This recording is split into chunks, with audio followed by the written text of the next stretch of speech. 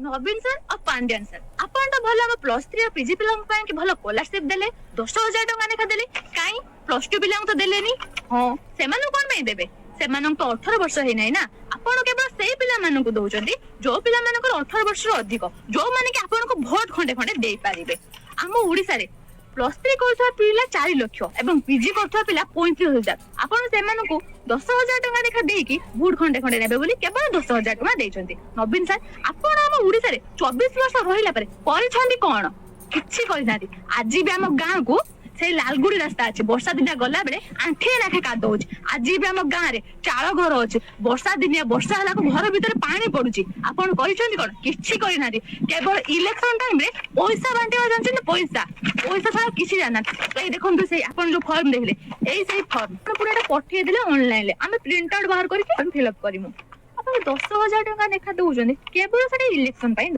नवीन sir आपण जो बे लोक मानको बैग बांटुचनी 13 कोटी टका खर्च करी कोन लोक माना पाकर बैग नथिला जिंस पत्र आने पे आपण केवल से बैग तैयारी करया पे 13 कोटी टका खर्च कर देले जदी से 13 कोटी टका रखि थांदे हम ओडिसा रे आज गोटे कारखाना हे पाठांता आ हम ओडिसा रे लोक माने देश विदेश को आज जाई दादन खटी न थांदे हम ओडिसा रे रखि थांदे आ काम कर थांदे हम ओडिसा बहुत आगो को जाई थांता आ मते जा लागुची एत आइडिया हम पांडे आंसर करो प्लीज दया करी एमिति पैसा अजथा खर्च